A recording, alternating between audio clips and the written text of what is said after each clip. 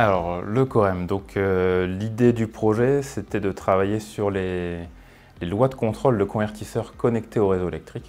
Parce qu'actuellement, dans les réseaux, ce qui se passe, c'est qu'il est en pleine mutation. Il y a l'arrivée des renouvelables, enfin, ça commence à être un peu long maintenant, mais ça continue à croître.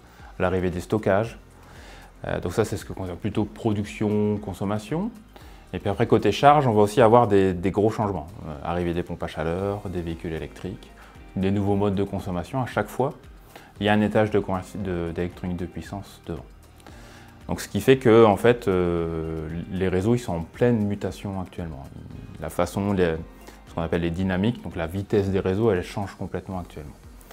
Et donc les modes de contrôle des convertisseurs qui étaient connectés, alors je sais pas, on va dire dans les années 2000, peuvent plus être gardés à l'heure actuelle comme cela parce que ça peut poser des problèmes de stabilité dans le réseau. Donc là, l'objectif du projet Corem, c'était de travailler sur des nouvelles lois de contrôle qui permettent justement d'apporter de la stabilité au réseau et que ces nouveaux modes de production ne soient pas simplement de simples injecteurs de puissance. Ils participent aussi à soutenir le réseau en cas de besoin.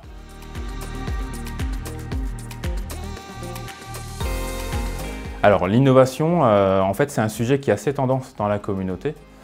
Là, l'objectif du projet Corem, c'était vraiment de pouvoir développer ces nouvelles lois de contrôle et pouvoir continuer à être connecté au réseau, même en cas d'événement. Court-circuit, changement de tension, changement de fréquence, toutes ces choses-là qui peuvent arriver dans la vie du réseau.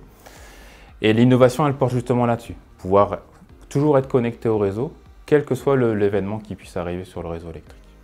Donc là, on a travaillé sur des méthodes de contrôle assez novatrices et on a été jusqu'au test sur des démonstrateurs en laboratoire.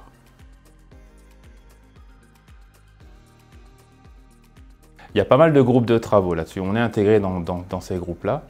On va dire que c'est en chemin. Mais on ne peut pas être tout seul à faire ça c'est clair.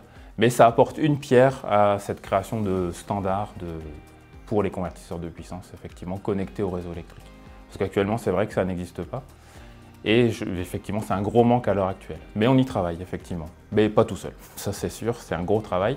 On apporte une pierre à l'édifice et on apporte notre vision académique un peu neutre là-dedans. Et cette neutralité fait qu'on, parfois dans nos propositions, c'est bien compris par les deux côtés, convertisseurs et gestionnaire de réseau.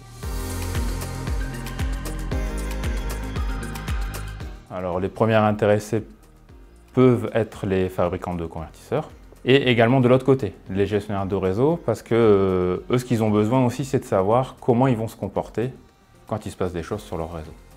Et actuellement, en fait, comme le convertisseur n'appartient pas au gestionnaire de réseau, ils ne savent pas ce qu'il y a à l'intérieur, notamment cette loi de contrôle. Et donc en fait, ils n'ont aucun recul vraiment derrière sur ce qui va se passer en cas d'événement. Et donc l'idée aussi de ces travaux-là, c'est aussi de leur montrer des modèles standards qui peuvent être utilisés après derrière dans leurs études en cas de transitoire, en cas de défaillance sur le réseau.